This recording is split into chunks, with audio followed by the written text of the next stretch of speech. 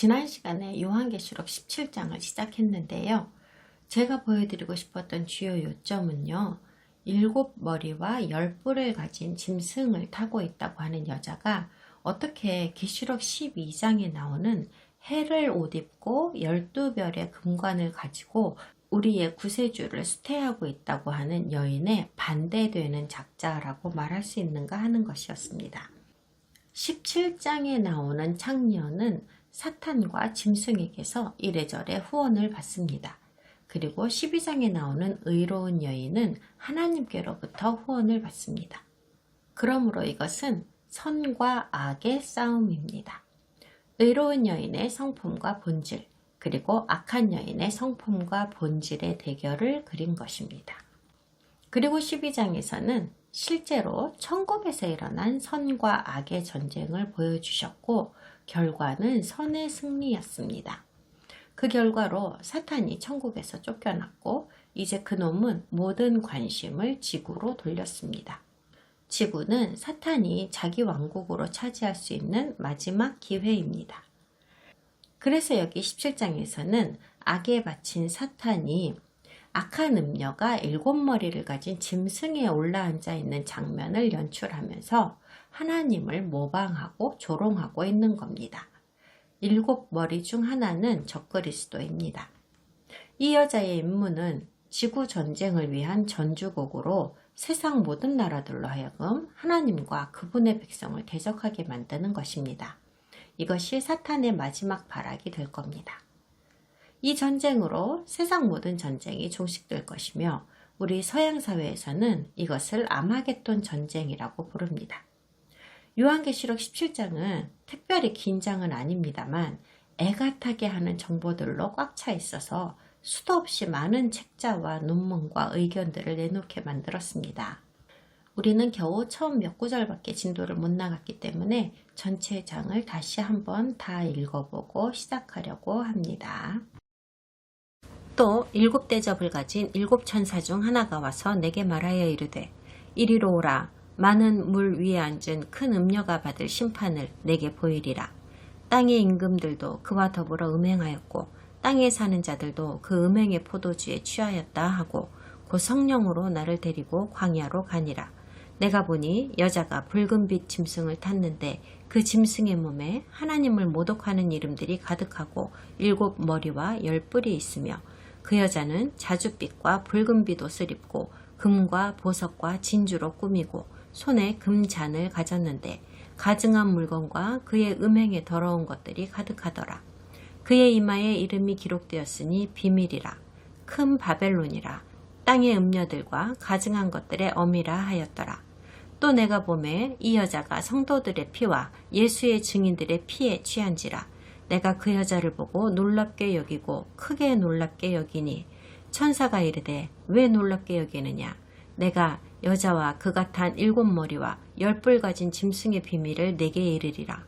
네가 본 짐승은 전에 있었다가 지금은 없으나 장차 무적행으로부터 올라와 멸망으로 들어갈 자니 땅에 사는 자들로서 창세 이후로 그 이름이 생명책에 기록되지 못한 자들이 이전에 있었다가 지금은 없으나 장차 나올 짐승을 보고 놀랍게 여기리라.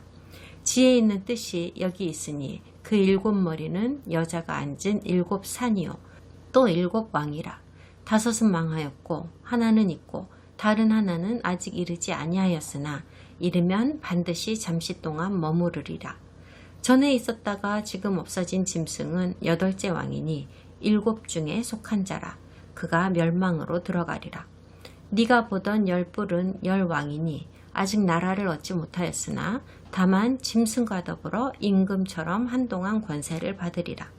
그들이 한 뜻을 가지고 자기의 능력과 권세를 짐승에게 주더라.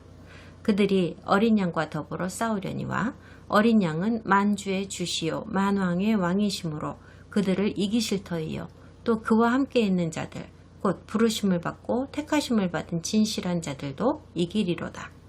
또 천사가 내게 말하되 네가 본 바 음녀가 앉아있는 물은 백성과 무리와 열국과 방언들이니라. 네가 본 바 이 10뿔과 짐승은 음녀를 미워하여 망하게 하고 벌거벗게 하고 그의 살을 먹고 불로 아주 사르리라. 이는 하나님이 자기 뜻대로 할 마음을 그들에게 주사 한 뜻을 이루게 하시고 그들의 나라를 그 짐승에게 주게 하시되 하나님의 말씀이 응하기까지 하심이라. 또 네가 본 그 여자는 땅의 왕들을 다스리는 큰 성이라 하더라.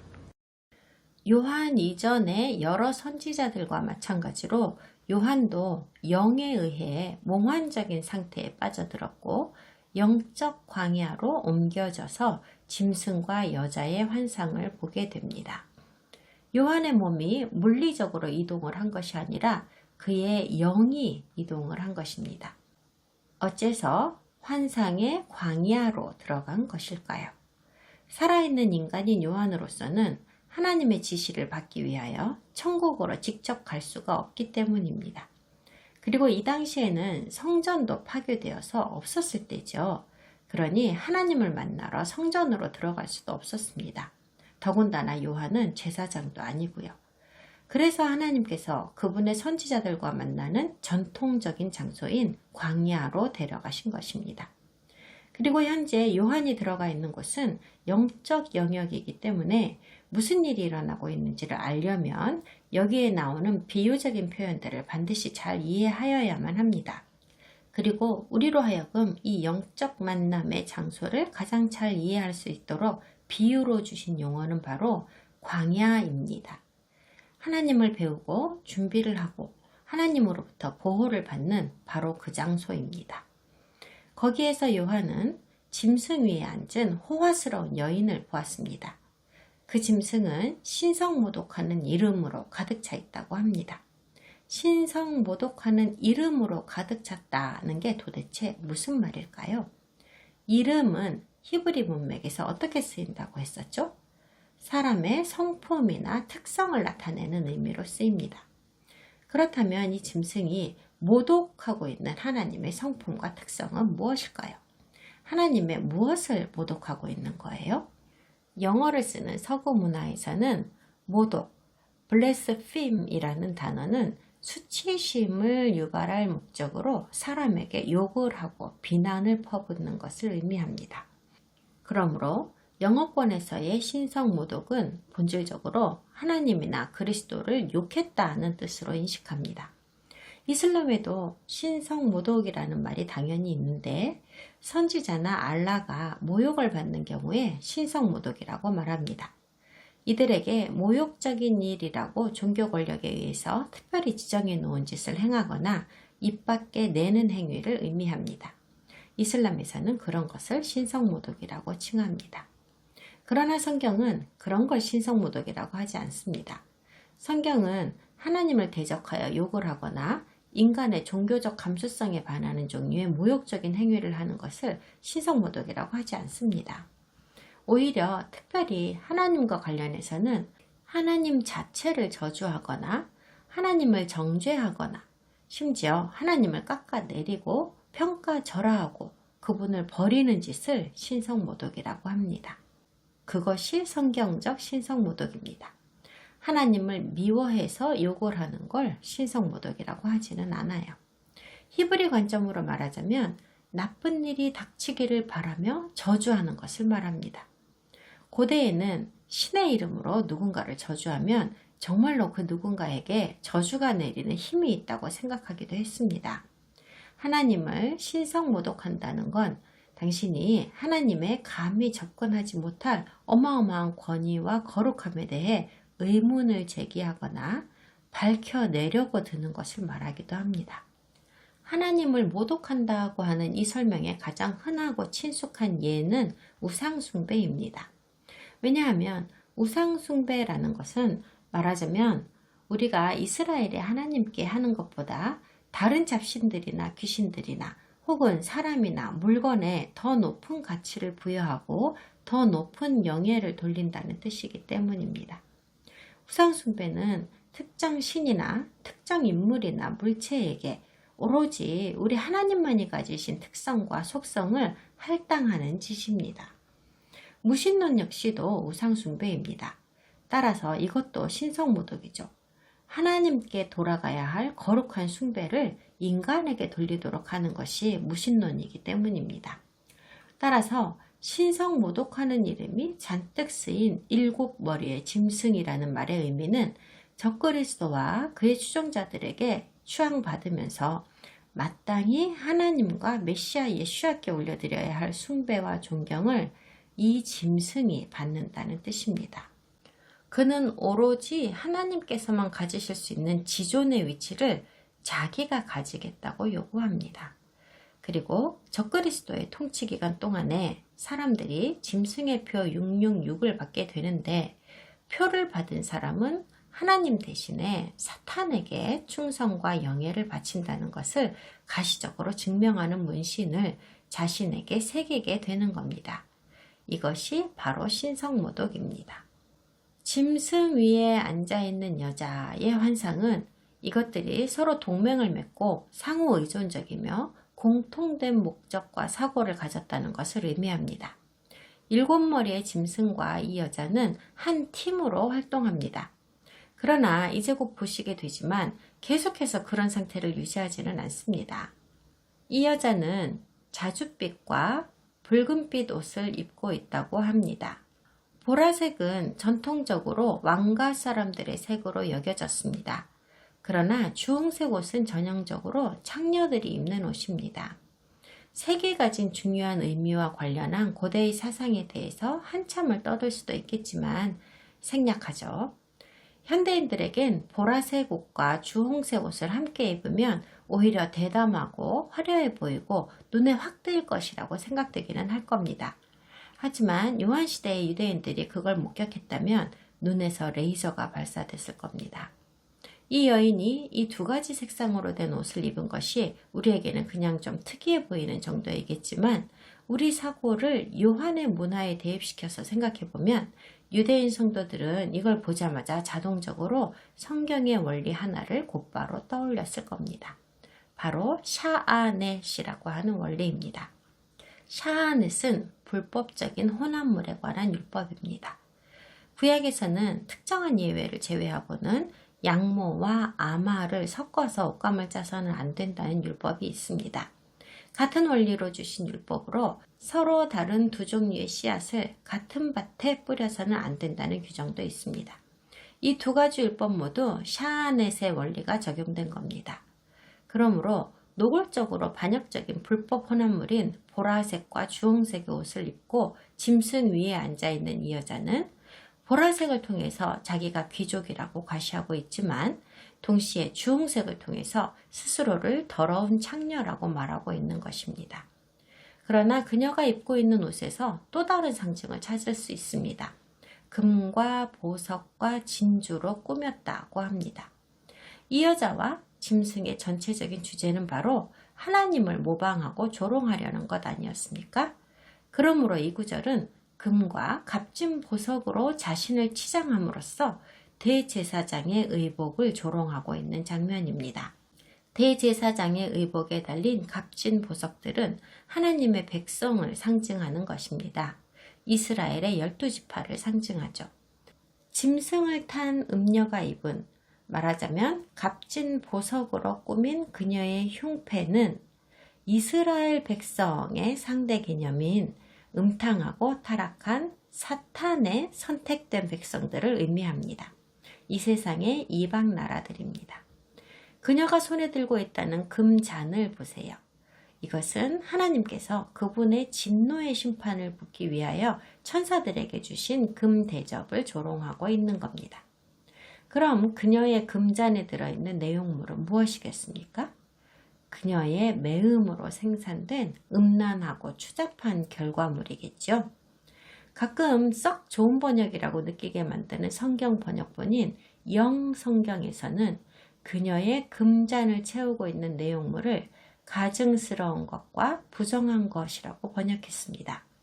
그리스어의 베들루그마를 가증한 것으로 번역하였고, 아카타르테를 예식적으로 부정하다로 번역하였습니다. 그리고 우리가 성경을 보다 보면 하나님께서 나쁜 죄들 중에서 최고로 나쁜 죄를 가증한 것이라고 분류하신다는 걸 알게 됩니다. 그리고 죄는 당연히 예식적인 부정함을 초래합니다. 결국 요점은 가증함과 부정함을 이 여자가 다 가졌다는 뜻입니다. 하나님의 거룩한 사역과 그것을 조롱하는 사탄의 행위를 보고 있는데요. 다음 구절에서는 대제사장과 마찬가지로 이 음녀 역시도 이름들이 쓰인 머리띠를 이마에 두르고 있다고 합니다.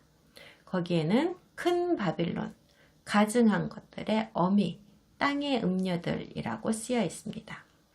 일부 주석가들은 여자가 머리에 띠를 두르고 있다는 이 말씀을 짐승이 모든 인류의 손이나 이마에 666을 받게 한 것이랑 동일한 원리로 해석하려고 합니다. 너무 쉽게 접근한 것 같습니다. 여기 이 문맥과는 전혀 어울리지 않는 해석이라고 저는 생각합니다.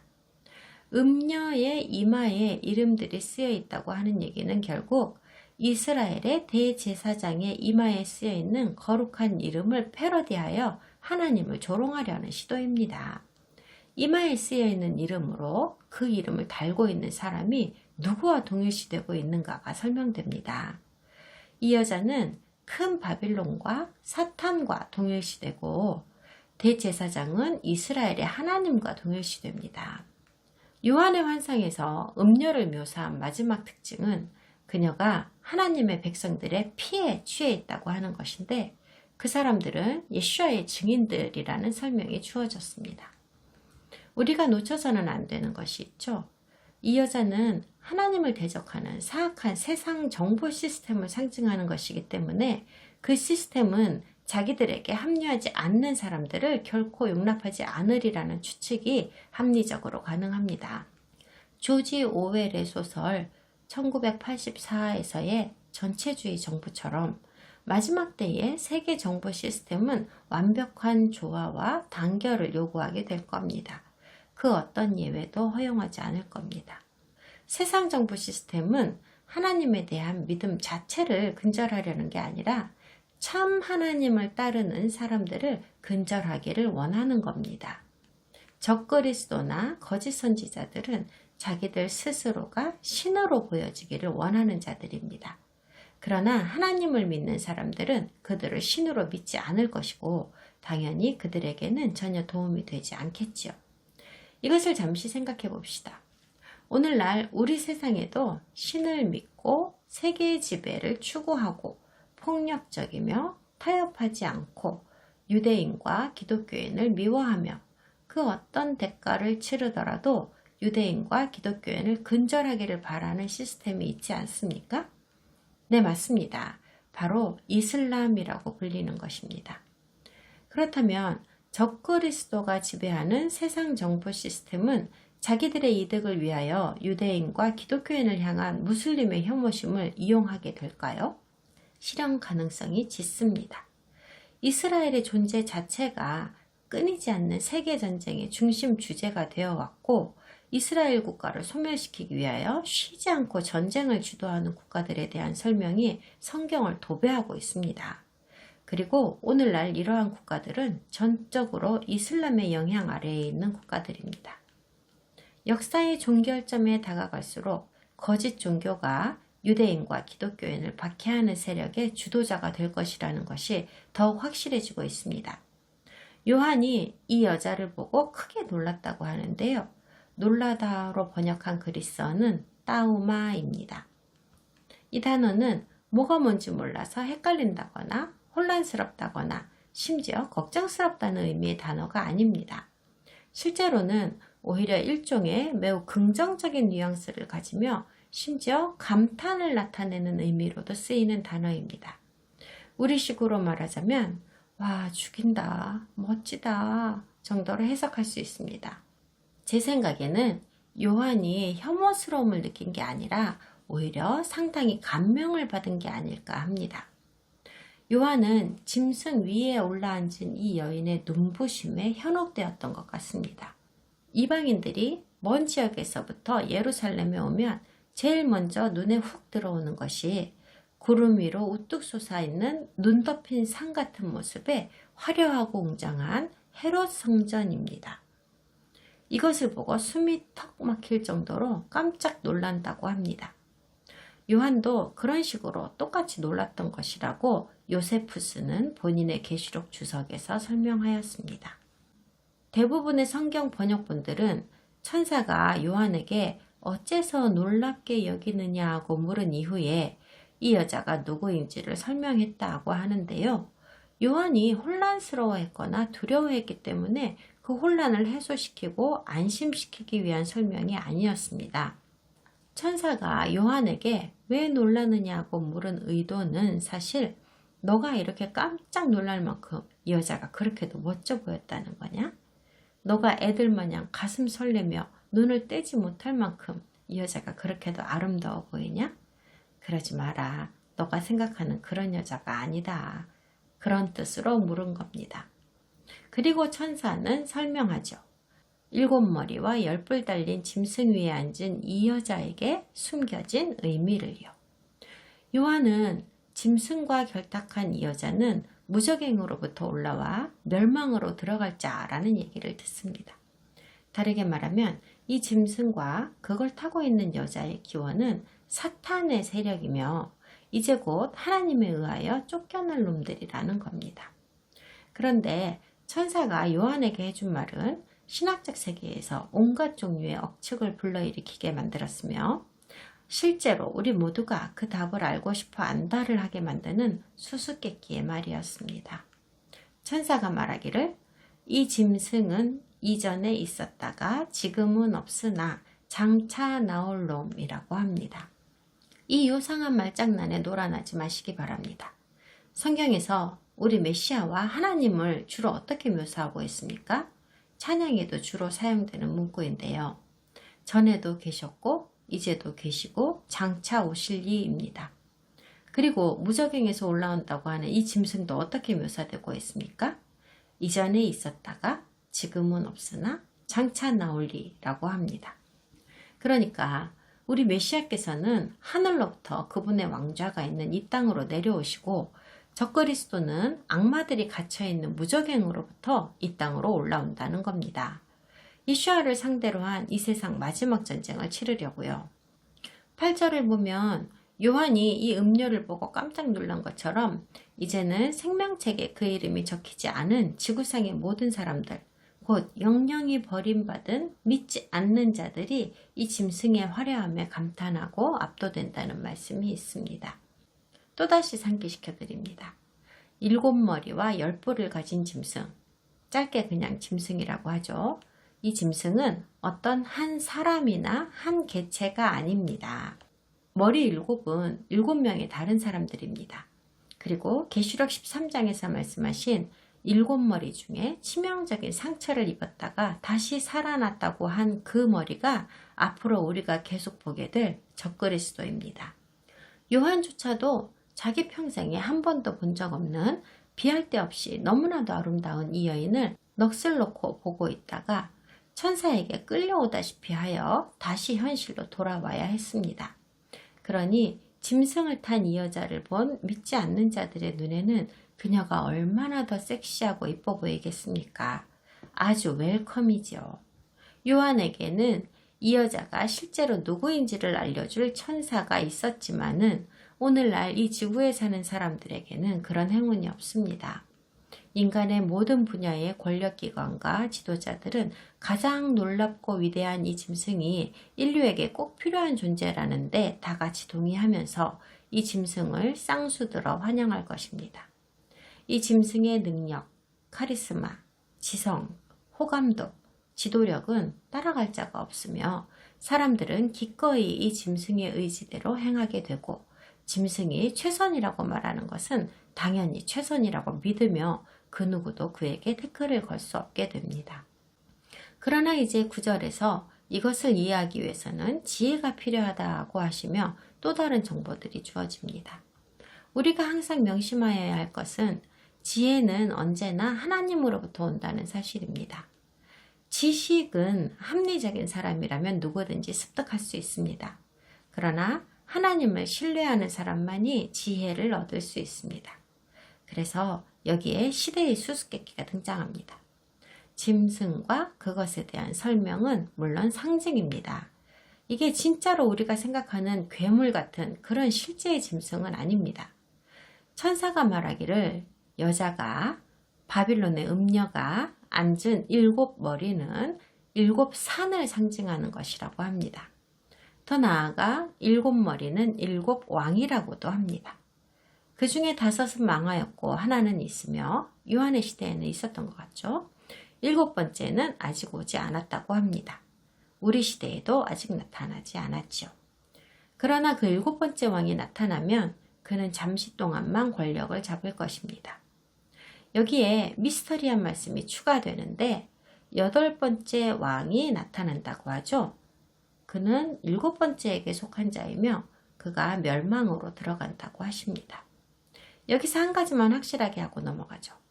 킹제임스를 포함한 일부 영어 성경에서 멸망이라고 번역하고 있는 그리스어는 아포레이아입니다. 이것은 완전한 파멸을 의미하는 단어입니다. 멸망으로 들어가리라고 번역한 것을 완전한 파괴로 받아들이면 별 문제 없습니다만 때때로 이 말씀을 죽은 영혼을 위한 하늘과 땅의 중간 지점이나 혹은 지옥이라는 어떤 공간의 의미로 간주하기도 하는 것이 문제입니다. 아포레이아라는 단어에는 장소의 개념이 없습니다. 따라서 멸망으로 들어간다고 하는 이 구절은 8번째 왕 혹은 왕국이 마침내 완전히 파괴된다는 뜻입니다. 그리고 다음 구절에서 10뿔의 상징으로 곧바로 화제가 전환됩니다. 그러나 우리는 아직 7머리와 왕들에 대해서 좀 더 얘기를 해야 합니다. 7산이라는 문구의 등장은 특별히 요한의 시대를 살던 사람들에게는 짐승의 7머리는 로마를 예표하는 것이라고 말하고 싶게 만들었습니다. 혹은 로마를 수도로 하는 로마 제국일 수도 있다고 말이죠. 로마는 옛날부터 7개의 언덕 위에 지어진 도시로 잘 알려져 있었거든요. 따라서 여자가 7산 언덕 위에 앉아 있다는 말씀은 그들에게 있어서는 로마를 기본으로 하는 큰 성 바빌론 제도를 의미하는 것이라고 주장하게 만들었습니다. 이 주장은 대다수 기독교 내에서 채택되었으며 오직 한 가지의 결론에 이르게 합니다. 교황을 왕으로 삼고 있는 캐톨릭 교회가 로마에 위치하고 있으니 캐톨릭이 음녀이자 큰 바빌론이라는 결론입니다. 산이나 언덕은 구약성경의 예언에서는 주로 정부를 상징하기 위해 사용됩니다. 그리고 7산은 7명의 로마 왕들, 황제들을 예표한다는 또 다른 주장도 있습니다. 그럼 도대체 어느 것이 맞는 답일까요? 황제들이라고 주장하는 일부 신학자들은 줄리어스 시저, 율리우스 카이사르에서 그 목록을 시작하면 된다고 말하거나 초대 로마 황제인 아우구스투스에서 시작해야 한다고 하기도 하고 또 다른 로마 황제인 갈바로 시작해야 한다는 학자들도 있습니다. 처음 5 왕이 망하였다고 하는 말씀에 해당하는 명단은 아우구스투스, 티베리우스, 칼리굴라, 클라우디우스, 그리고 네로라고 하는 것이 가장 일반적으로 인정받고 있는 견해입니다. 그리고 10절에서 하나는 있고 라고 하신 6번째 황제는 요한 당시인 주후 69년부터 79년에 통치하고 있던 베스파시안 황제임에 틀림없다고 하는데요. 그렇다고 한다면 베스파시안은 예루살렘 성전이 파괴된 주후 70년에도 세력을 잡고 있었다는 말이 되고 요한이 계시록을 적었어야 하는 가장 빠른 시기도 주후 79년이 되었어야 한다는 말이 됩니다. 주후 79년 이전에 요한이 벌써 계시록을 적은 게 아니라고 한다면 요한의 입장에서 베스파시아는 지금 있는 황제일 수가 없습니다. 요한이 계시록을 그렇게 일찍 썼다고 믿는 사람은 거의 없기 때문에 저 역시 주후 90년이나 되어서야 요한이 계시록을 적었다고 믿습니다. 베스파시안이 로마의 6번째 황제라는 주장은 말이 되지 않습니다. 하지만 정말로 베스파시안이 6번째 왕이라고 한다면 아직 오지 않았다고 하는 7번째 왕은 티투스 황제가 되겠죠. 티투스가 로마를 다스린 건 주 79년에서 81년 동안 고작 2년 뿐이었으므로 10절에서 이르면 반드시 잠시 동안 머무르리라고 하신 말씀을 만족시키게 됩니다. 꽤 복잡하죠. 다른 학자들은 로마의 7황제 중에서 첫 번째 황제는 네로이고 7번째 황제는 도미티안이라고 계산했는데, 이는 요한이 계시록을 쓴 것이 주후 90년 초라는 이유와 그 당시의 황제가 도미티안이라는 이유에서였습니다. 로마 황제를 세는 이 방법들 중 하나라도 옳다고 한다면 이 황제들이 다스리는 나라의 이름은 분명히 로마여야 하겠죠. 따라서 8번째 왕국이 7번째 왕국에서 나온 것일 거라고 우리는 추측하고 있으니까 대부분의 현대 기독교에서 주장하는 대로 8번째 왕국은 재건된 로마 제국이 되어야 하는 것이겠네요. 그리고 8번째 왕은 적그리스도가 되어야 하는 것이고요. 그리고 요전 강의에서도 논의했듯이 유럽연합이 적어도 부활한 로마 제국의 시작을 예표한다는 주장도 현대에는 상당히 많은 사람들이 받아들이고 있습니다. 그럼 이제 또 다른 가능성을 살펴보도록 하겠습니다. 구약에서 산은 종종 인간 왕이나 왕국의 상징으로 사용되고 있고, 때로는 강력한 힘을 의미하기도 하기 때문에 7산이라는 것을 진짜 명명된 장소로서의 산이 아니라 역사적, 전형적인 용례를 고려하여 살펴보는 것이 더 나은 접근법이 될 수도 있을 것입니다. 산이라는 용어의 용례에 대하여 일부 주석가들이 신약성경에 등장하는 말씀도 고려해야 한다고 주장하는 것을 들었습니다. 신약에서 사용되는 감람산 같은 용례 말입니다. 이런 의견에는 동의할 수가 없습니다. 요한시대의 모든 유대인들과 성도들은 이 말씀을 연구하기 위하여 분명히 성경을 참고하였을 텐데요. 그 당시에 존재하던 성경이라고는 오늘날 우리가 구약이라고 부르는 것밖에 없었거든요. 서기 3세기 초반까지도 신약 성경은 아직 승인되지도 않았고 정식화되지도 않았었습니다.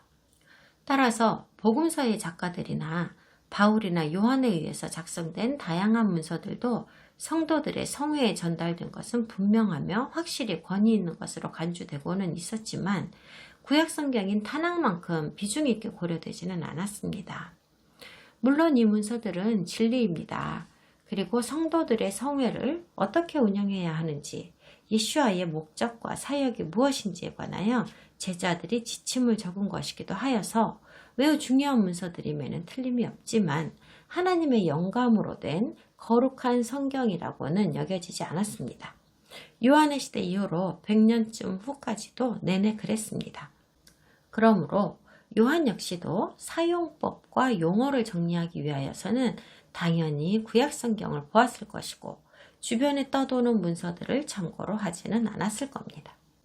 요한계시록에 가장 큰 영향을 미친 다니엘의 글을 보면 7은 다니엘의 환상에 등장하는 4짐승의 머릿수를 다 합친 숫자라는 것을 알 수 있는데, 이로써 짐승과 그 위에 앉은 음녀가 연결되어 있음을 이해할 수 있습니다.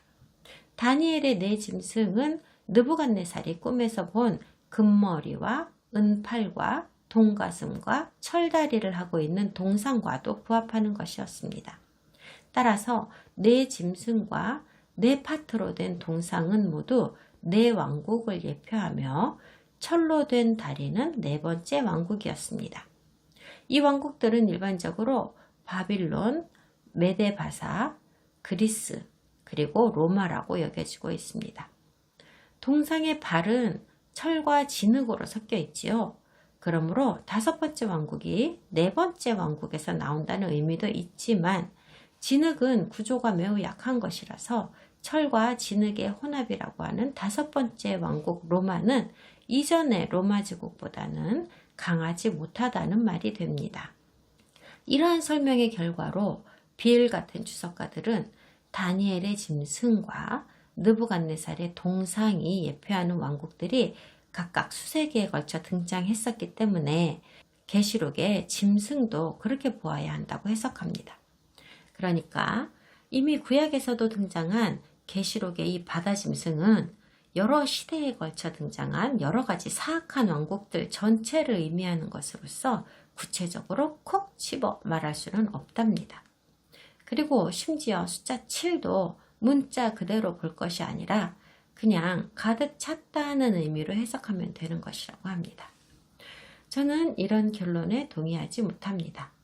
이런 결론은 사실 여러 왕국이 있었다가 사라졌고 하나는 있고 하나는 아직 오지 않았으며 8번째 왕국은 7번째와 어떤 연관이 있다고 아주 자세하게 설명하여 주시는 계시록 17장 10절의 말씀을 완전히 우롱하는 해석이기 때문입니다. 계시록의 설명은 일반적이지도 않고 모호하지도 않습니다. 우리는 이 왕들과 왕국들에 대한 수수께끼의 답을 알고 있습니까? 저는 우리가 안다고 생각하지 않습니다. 안다면 서로 다른 의견들이 이렇게도 많이 존재할 리가 없고 각각의 지지자들로 이렇게 갈라질 리가 없으니까요. 저는 이 시점에서 우리에게 가장 중요하다고 할 수 있는 7번째 왕국과 8번째 왕국을 포함한 각 제국들과 왕들의 명단에 대한 또 다른 가능성 하나를 더 던져드리려고 합니다. 먼저 또 다른 가능성을 제시하는 이유를 설명하기 위해서 몇 가지 매개 변수를 설정하고 싶습니다. 우리가 항상 기억해야 하는 것이 있는데요. 성경은 지리적으로는 어디에 항상 초점을 맞추고 있는가 하는 점입니다. 바로 중동입니다. 그 중심에 예루살렘이 있죠. 성경은 항상 그랬습니다. 심지어 신약시대의 사람들에게 알려져 있던 세계 역시도 유럽이나 아프리카, 아시아 대륙을 넘어서는 지역까지는 확장되지 않았었습니다. 그러므로 우리 주님께서는 호주나 북아메리카 혹은 그린랜드 같이 아직 잘 알려지지 않은 세계의 다른 장소들에 대하여 언급하신 적이 없습니다. 그러므로 우리도 종말의 예언을 읽을 때에는 그것이 중동이나 아시아, 유럽, 아프리카를 제외한 그 어떤 장소나 그런 장소들의 사람에 대한 언급이라고는 생각하지 말아야 합니다. 우리가 미국을 종말 예언에 끌어다 넣는 순간 우리는 유령을 쫓는 꼴이 되고 맙니다. 7머리와 10뿔 가진 짐승을 보고 있는데요. 그 다음에 고려할 것은 우리는 7머리가 정부나 왕국이나 제국들을 예표한다고 들었는데 9절에 보니까 7머리가 왕이라고 말합니다. 즉 사람이라는 거죠. 그러면 이 말씀은 특정 왕국 하나에 특정한 왕 하나를 매치하라는 말씀일까요? 대부분의 고대 왕국들은 수세기 동안 지속되었고 왕들도 여러 명이 있지 않았습니까? 따라서 우리는 지정학적 왕국과 그 왕국을 다스리던 특정 왕을 구별하는 데 주의해야 합니다. 7절부터 9절에서는 본질적으로 7머리는 왕국, 산과 왕, 둘 다를 예표한다고 말하기 때문입니다. 미안하지만 말이죠. 이 구절은 이 예언의 의미를 풀어야 하는 우리 작업의 복잡성을 크게 증가시키고 있습니다. 그리고 마지막으로 고려해야 할 것은 짐승이 7머리와 10뿔을 가졌다고 했던 말씀인데요. 계시록 13장에서는 그 머리들 중 하나가 치명적인 상처를 입었지만 결국 다시 살아났다고 했었습니다. 그 말인즉슨 머리 하나가 죽어 있었을 때에도 다른 6개는 계속 살아 있었다는 말이 되죠. 부상당한 머리는 적그리스도라고 우리는 결론 지어드렸습니다. 그리고 7머리는 왕국들과 왕들 둘 다를 예표하는 것이니까 짐승의 7머리는 확실하게 7개의 독창적인 개체들이라는 말입니다. 곧 7머리 중 하나는 적그리스도이고 나머지는 그냥 다른 사람들인 거죠. 그런데 7머리와 10뿔 모두가 합쳐져서 짐승 하나를 구성하고 있지 않습니까? 그래서 때때로 짐승은 하나의 통합된 연합체로 언급됩니다. 그리고 다른 때는 7개의 머리와 10개의 뿔이라고 하는 짐승의 다양한 각 부분에 초점을 맞추고 있으므로 각각 고유한 개인이나 단체를 나타내기도 합니다. 엄청 혼란스럽죠. 정신이 없습니다. 그런데요, 잘 생각해보면 이와 거의 비슷한 경우를 우리는 이미 들어봤습니다. 우리가 하나님에 대해 이야기할 때 말입니다. 우리가 하나님을 묘사할 때 그분의 다양한 모습을 삼위일체라는 형태로 설명합니다. 아버지, 아들, 성령으로요. 이런 식으로 하면 그분의 각 특성에 대한 개별적인 설명이 가능하기 때문에 그분의 다양한 목적과 기능을 일부라도 이해할 수 있게 됩니다. 그러나 또한 우리는 하나님은 하나로 통합된 연합체라고 말하기도 합니다.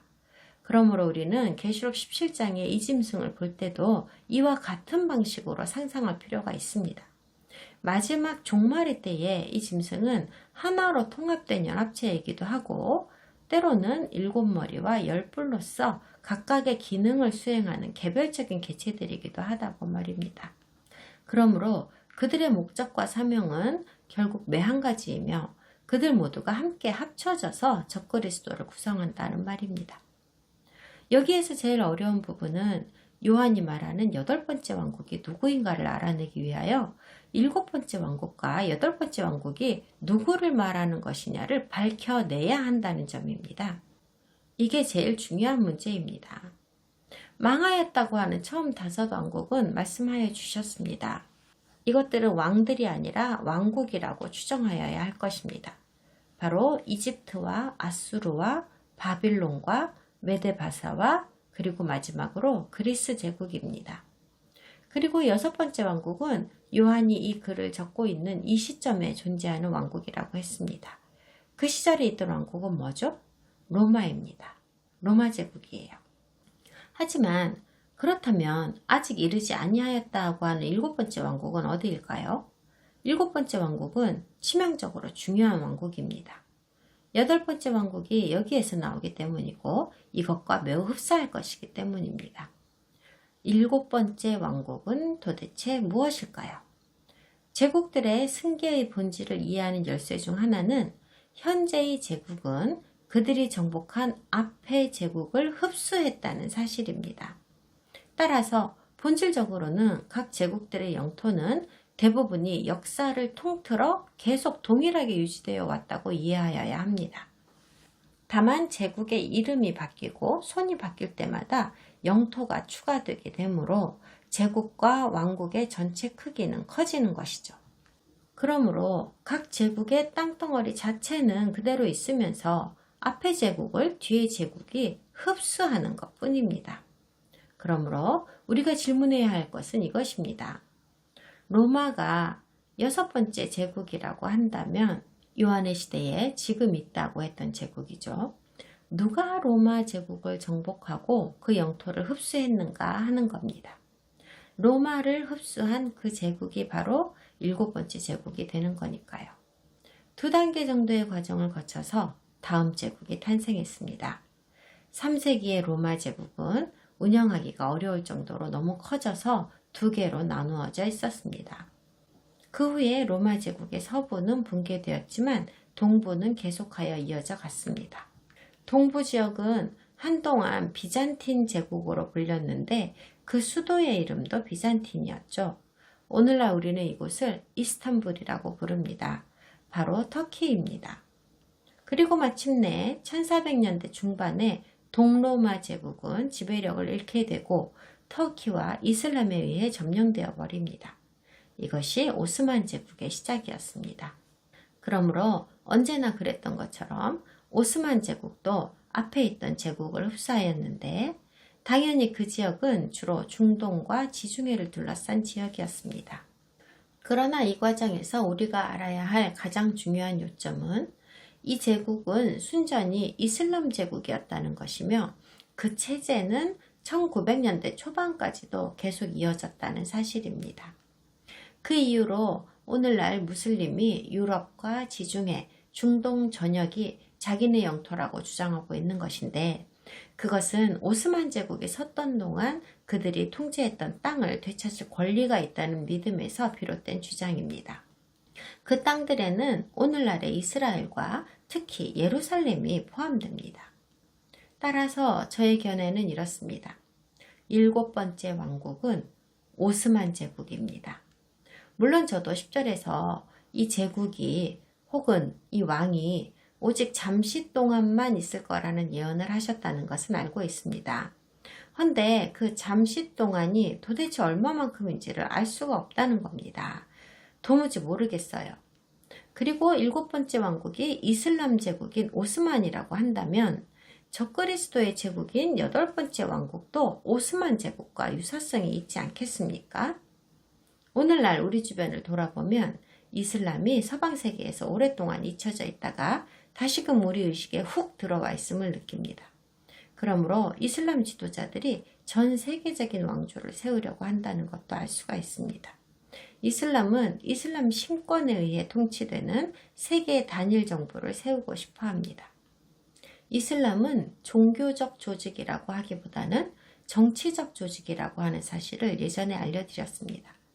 최근 중동에서 일어나는 온갖 전쟁들을 들여다보면 결국 무슬림의 각 분파들 사이에서 서로 어느 이슬람 분파가 이슬람의 지도자가 되고 단일 정부를 세우고 통치할 것인지를 결정하기 위해 벌이는 무슬림 파벌 간의 전쟁이라는 것을 알 수 있습니다.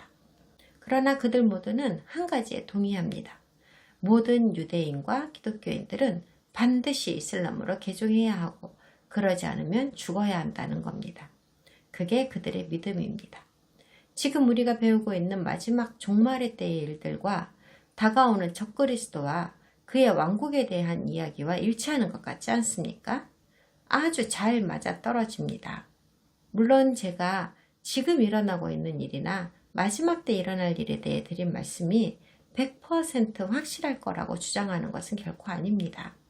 2026년이라는 유리한 시점을 살고 있는 우리가 가진 지난 모든 역사적 사실을 되돌아볼 때 이것이 가장 가능성 있는 추측이라고 저는 생각합니다. 그냥 저 개인의 의견이자 추정입니다. 하루하루 날짜가 흐를수록 7번째 제국과 거기서 나오는 8번째 제국이 로마 제국일 것이라고 하는 기독교인들 사이의 전형적인 믿음은 점점 그 가능성이 희박해져만 가고 있습니다. 원래부터 이 이론은 허점이 너무나 많았어요. 오늘은 이것으로 충분하다고 생각합니다. 다음 시간에 우리는 짐승의 머리에 있다고 하는 10뿔에 대해서 배울 건데요. 엄청 재미있습니다.